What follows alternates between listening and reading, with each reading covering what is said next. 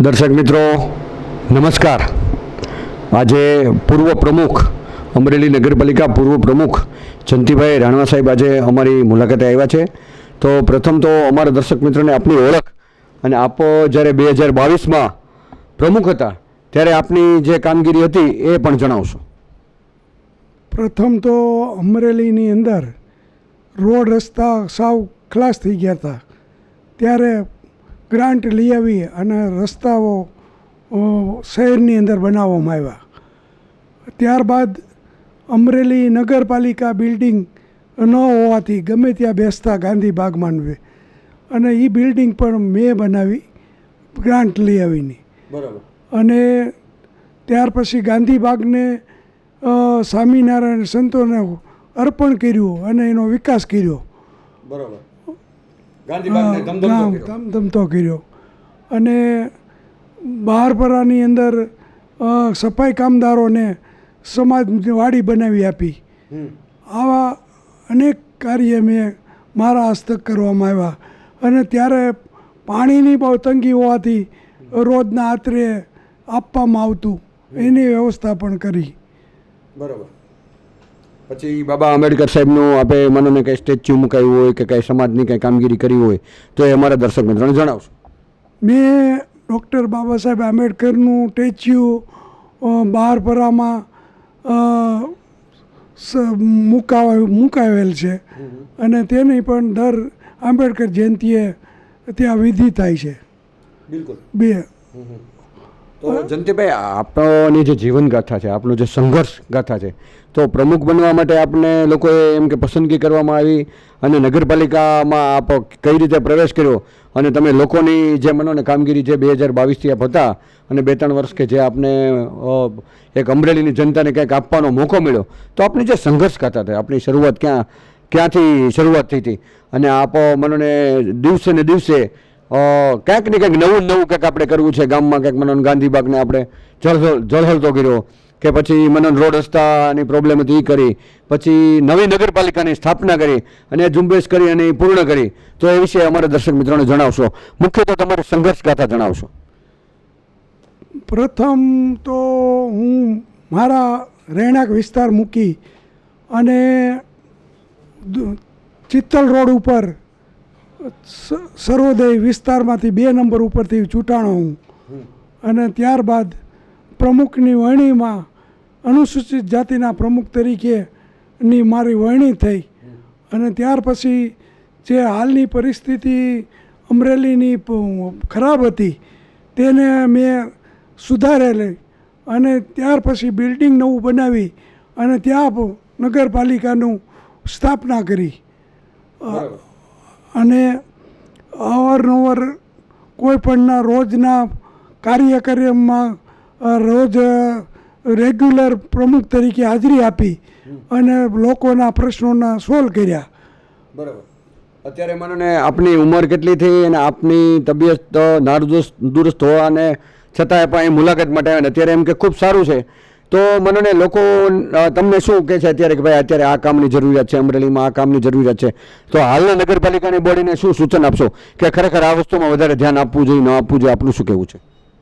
હાલની ઘણી વખત છાપામાં બધેમાં આવે છે કે અમરેલીની અંદર સ્ટ્રીટ લાઇટોની પરિસ્થિતિ ખરાબ છે અને રોડ રસ્તાઓમાં તકલીફો છે અને આ બધી પ્રશ્નો ઘણા જટિલ છે, તે નવા પ્રમુખ આવે અને તે સોલ્વ કરે તેવી ઈચ્છા ધરાવું છું। બરાબર।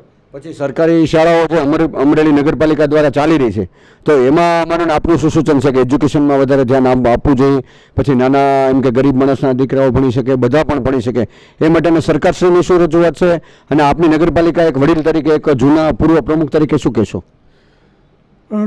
જે શિક્ષણ બાબતમાં જો તો પછાત એરિયાની અંદર ગરીબોના જે છોકરાઓનો અભ્યાસ બનતો હોય છે, ત્યાં ખરેખર નગરપાલિકાએ ધ્યાન દોઈને શિક્ષકોને યોગ્ય સારા મૂકવા જોઈએ અને તેમાં ધ્યાન રહી અને સ્કૂલોની અંદર વિકાસ કરવો જોઈએ તેવી મારી માંગણી છે. જયંતિભાઈ રાણવા સાહેબ એક પૂર્વ પ્રમુખ હતા અને એ સતત ને સતત વિચાર્યા કરે છે કે અમરેલીને ક્યાંક નવું આપવું છે, અમરેલી માટે ક્યાંક કરવું છે. તો હાલની નવી બોડીને ખૂબ ખૂબ અભિનંદન પાઠવે છે.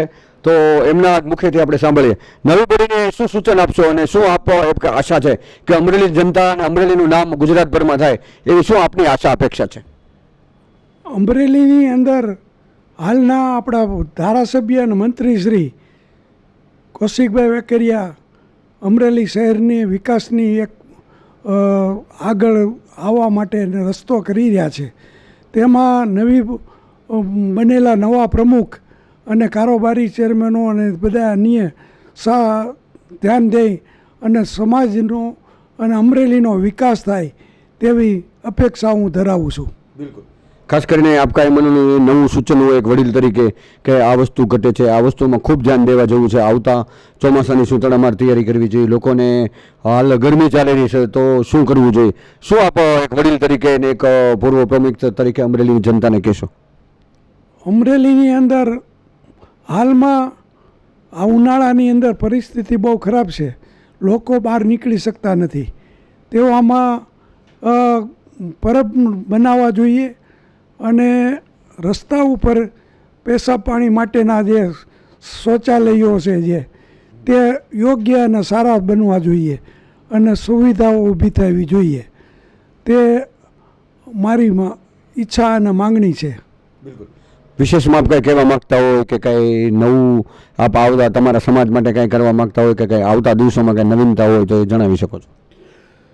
સમાજ માટે તો દલિત સમાજને અગાઉ સર્વોદયની અંદર સમાજવાડી બનાવેલ છે અને સમાજનો વિકાસ થાય તે તરફ અમે પ્રયત્નો ચાલુ છે અમારા, અને સમાજ આગળ આવે તેવા પ્રયત્નોથી ઘણું વિકાસ થાય એવું જણાઈ આવે છે.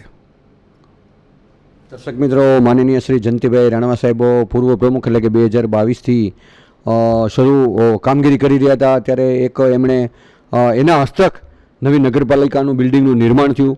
પછી ગાંધીબાગ જે જર્જરિત હતો એ એમને જાગતો કરવા માટે એમણે સોંપણી કરી કે સ્વામિનારાયણ બાપાના મંદિર દ્વારા સંચાલિત થાય અને ગાંધીબાગ એક ધબકતો થાય. બાળકો, બહેનો, માતાઓ, ભાઈઓ બધા એમ કે ગાંધીબાગની અંદર જાય અને ગાંધીબાગ શું છે એની એક અવ્વલ ઓળખ આપી અને ગાંધીબાગ અત્યારે ખૂબ જ ધમધમતો થયો. સાથે સાથે અમરેલીમાં એક આંબેડકર બાબા સાહેબનું સ્ટેચ્યુ મૂકવામાં આવ્યું અને તેમની એક વડીલ તરીકે, એક જૂના પૂર્વ પ્રમુખ તરીકે એમની ઝંખના છે કે સ્ટ્રીટ લાઇટ નંબર 1 બનાવો, એમાં કાંઈ ઘટવું ન જોઈએ અને જે શૌચાલયો જે બંધ પડ્યા છે, જે ગંદકી ભર્યા છે એને એમ કે જાગૃત કરી અને એક બહેનોને કે ભાઈઓને કે નાના બાળકો માટે એમનો યુઝ થાય, બરાબર, ટોયલેટનો યુઝ થાય, વગેરે વગેરે યુઝ થાય અને દરેક સમાજને પૂરો ન્યાય મળે કે દરેક જગ્યાએ કે ગમે એરિયો હોય, બારપરા હોય કે ગણેશ સોસાયટી હોય કે સર્વોદય સોસાયટી હોય કે બ્રાહ્મણ સોસાયટી હોય કે ગજેરાપરા હોય, દરેકને ન્યાય મળે એ માટેની એમ કે સાફ સફાઈ કરાવો કે પછી સ્ટ્રીટ લાઇટમાં એમ કે સારી સાવચેતી આપો. અને નવી બોડીને ખૂબ ખૂબ સંદીપભાઈ મંગરોળિયા છે, ઉપાધ્યાયભાઈ છે, પોપટભાઈ છે, બરાબર છે, દરેકને વાળા સાહેબ છે, દરેકને ખૂબ ખૂબ ખોબલે ખોબલે રાણવા સાહેબ જયંતિભાઈ રાણવા ખૂબ ખૂબ અભિનંદન પાઠવી રહ્યા છે. એમ્બલ ટીવી ન્યૂઝ, મનોજ સદાણી, અમરેલી.